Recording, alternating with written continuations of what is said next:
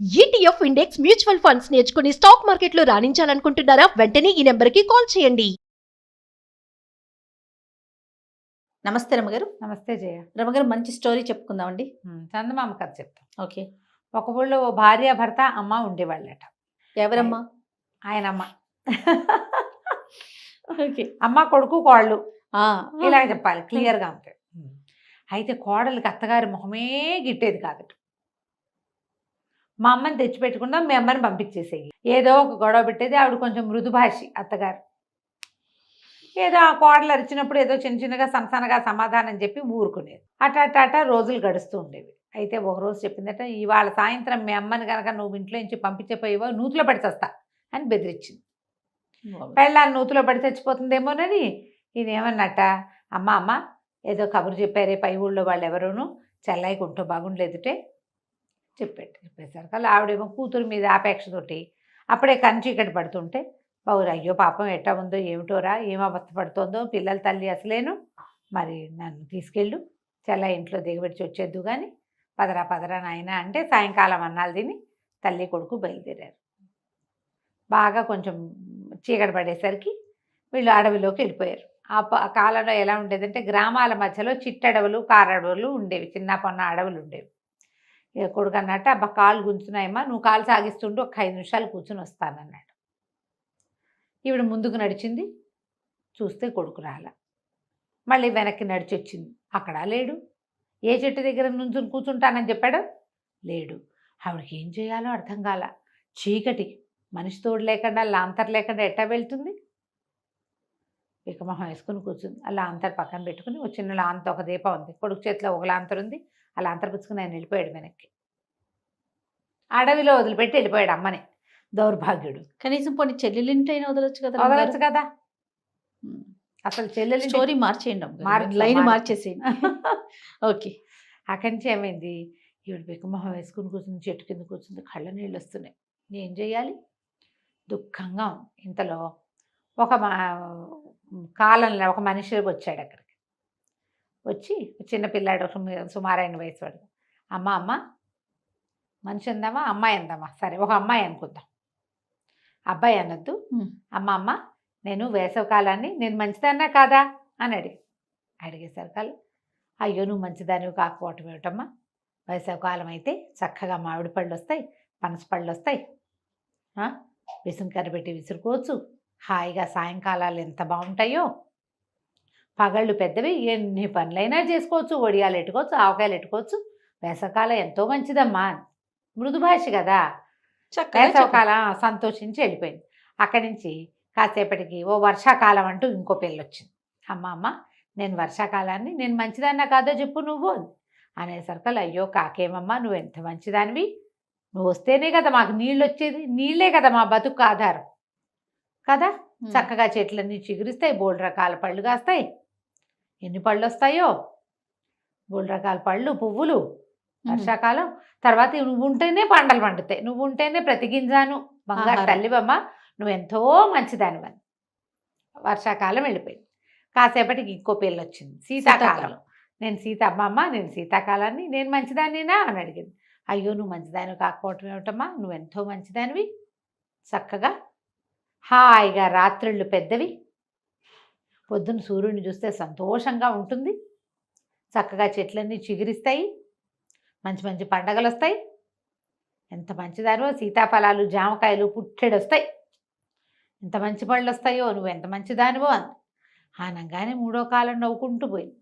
కాసేపటికి 3 కాలాలు వచ్చి ఎదురుగుండా నుంచున్నాయట. నువ్వెంత మంచిదానివి, ఏ కాలానికి ఆ కాలం మంచిదానని చెప్పావు కదా, సరే నువ్వు నవ్వితే నవరత్నాలు రాలుతాయి, మాట్లాడితే మాణిక్యాలు రాలుతాయి, ఇంటికి వెళ్ళిపో అని చెప్పేసి ముగ్గురు ఏం చేశారట, ఈవినట చేతులు పుచ్చుకు తీసుకెళ్ళి వాకిలి గుమ్మం దగ్గర వదిలిపెట్టారు. ఈవిడేం చేస్తుంది, వాకిట్లో పడుకుంది. కొడుకు మరి అర్ధరాత్రి తలుపులు తీస్తారో తీరు, ఇట్లా అంతర్ పక్కన పెట్టుకుని పడుకుంది. తెల్లవారు లేచేసరికల్లా ఆ కోడలు వాకిట్లో కసు చుమ్ముకోవడానికి వచ్చి ఆవిడ నిర్ఘాంతపోయింది అత్తగారిని చూసి. ఏమిటత్తయ్యా ఎటా వచ్చారు, చీకట్లో ఉంది. ఏదో నడిచొచ్చానమ్మా అని చెప్పింది ఈవిడ సన్నగా. చెప్పగా నోట్లోంచి టకటక రాళ్ళు రాలిపోయినాయి, దగదగా మెరుస్తున్నాయి. ఆవిడ తెల్లబోయింది. ఏమిటో రాలుతున్నాయి, చూస్తే ఏమిటి మాణిక్యాలన్నీ. ఆవిడ మాణిక్యాలు ఈవిడ మృదుభాషి మితభాషి అప్పుడప్పుడు మాట్లాడుతుంది. ముత్యాలు మాణిక్యాలన్నీ అటు ఇటు ఇంకా ఉండాలి అటుపడ్డా ఇటుపడ్డా అని కోడలు గెంతుకుంటూ అవన్నీ ఏరుకుంటుంటే ఆవిడకి నవ్వు వచ్చింది. నవ్వింది. నవ్వంగానే ఏమైంది, నవరత్నాలు రాలి పడిపోయింది. అన్నీ చూసి ఆశ్చర్యపోయింది.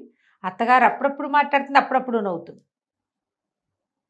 ఈ ఆనందం పట్టలేకపోయింది. ఇంకేముంది, నవరత్నాలు అమ్ముకుంటే ఎంత డబ్బు. ఆవిడ అప్పుడప్పుడు మాట్లాడినా సరే కదా, చాలు కదా.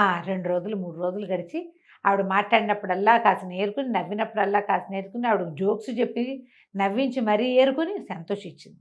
ఏమనుకుంది కోడలు, అయ్యో అయ్యో మాణిక్యాలు రాలుతున్నాయి, నవరత్నాలు రాలుతున్నాయి, వీళ్ళమ్మ నోట్లో నుంచి రాలితే మనకేమిటి, మనమ్మ నోట్లో నుంచి రాలితే బాగుంటుంది. ఓహో, అవి మా అమ్మ నోట్లో నుంచి రాలితే కదా, మా అమ్మ కదా గొప్ప, ఎవరమ్మ వాళ్ళ గొప్ప, అత్తగారు ఎవడికి గొప్ప. అందుకని ఏమండి ఊరెళ్ళి మా అమ్మని తీసుకురండి అని చెప్తే సరే ఏమైంది, వాళ్ళ అమ్మని తీసుకొచ్చారు. ఈవిడేమో అత్తగారు కాదు పోదు అందు, ఆవిడ దారిని ఆవిడ పని చేసుకుని గుమ్మనంగా కూర్చుంటుంది. అమ్మ వచ్చాక సరే ఆ రోజు రాత్రి మధ్యాహ్నం అన్నం పెట్టింది, సాయంకాలం పెందరాళ్ళు అన్నం పెట్టి, ఏమండి మా అమ్మని తీసుకెళ్ళి మీ అమ్మని ఎక్కడ దిగబెడిచారో అక్కడ దిగబెడిచి వచ్చేయండి. సరే ఆ అమ్మాయిని మోసుకుపోయారు. ఈ కూతురు ఎంత కటువో తల్లి అంత కటువు. కూతుళ్ళకి కటువులు ఎక్కడి నుంచి వస్తాయమ్మా, తల్లి దగ్గర ఎంతో కొంత, మరి తప్పదు కదా. వెళ్ళింది. ఆవిడని తీసుకెళ్ళి అడవిలో కూర్చోబెట్టించాడు. ఇక్కడే కూర్చోండి అని చెప్పి ఆవిడ అక్కడ కూర్చునింది. మెల్లిగా కునికి పాటలు పడ్డం మొదలుపెట్టింది. ఈ లోపల వేసవ కాలం వచ్చింది. ఏమండి ఏమమ్మా నాకేసి చూడు, నేను వేసవ కాలాన్ని నేను మంచిదానేనా అంటే, నువ్వేం మంచి గడదు గుడ్డు, ఓహి ఎండ, ఈ చెవి గాడిపా చెవి కొడుతుంది, దిక్కుమాలని ఎండాకాలం ఎప్పుడు పోతుందిరా దేవుడా అనిపిస్తుంది, ఒళ్ళంతా చెమట, ఒకటే గాడుపులు, పడగొట్టు చచ్చిపోతారు తెలుసా మనుషులని అనగానే వేసవకాలానికి ఒళ్ళు మండిపోయింది. రుసరుసలాడుతూ వెళ్ళిపోయింది. అక్కడి నుంచి వర్షాకాలం వచ్చింది. వర్షాకాలం వచ్చి అమ్మ నేను మంచిదాన్నేనా అంతే, ఏం మంచి, ఊరంతా బురద, ఒకటే తేమ, ఓ బట్టలారో ఓ వడియాలారో, కొంపారదు వాకిలారదు, తెరుపుండదు, వచ్చారంటే చుట్టాలు పోరు వర్షాకాలంలో, దిక్కుమాల వర్షాకాలం, వానలతో ఎవడ పడతాడు అనేసరికి వర్షాకాలం వెళ్ళిపోయింది. అక్కడి నుంచి 3వ శీతాకాలం వచ్చింది. వచ్చేసరికల్లా శీతాకాలాన్ని నేను మంచిదానేనా అనగానే, చిచ్చి దిక్కుమాల శీతాకాలం, ఒకటే చలి రాత్రి పగలు, ఏం బాగుంటుంది, తెరుపు ఉండదు, ఎండ ఉండదు, బట్టలారవు, పొయ్యి రాజుకోదు, శీతాకాలం కష్టం కదా, మంచుకు మొహాలు కనపడవు, ఏమీ సుఖం లేదు, పాడు లేదు, దిక్కుమాల కాలం అంతే అనేసరికి 3 కాలాలు ఒక్కసారి వచ్చాయి.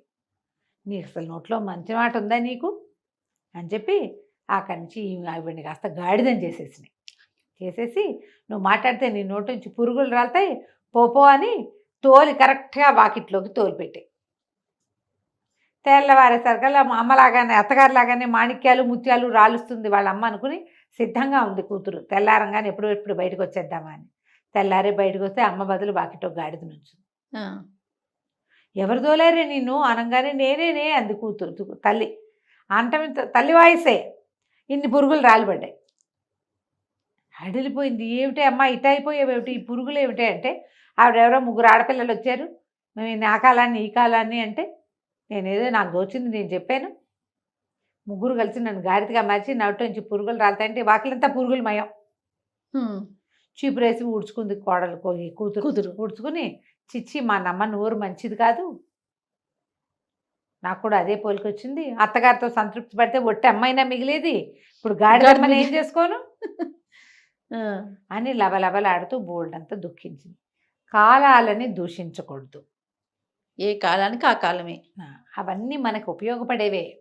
కథ రూపంలో చెప్పినా, ఇది ఎవరో అత్తా కోడళ్ళ కథ చెప్పారు, కానీ మనకి చెప్పాల్సింది సీజన్స్ని తిట్టకూడదు.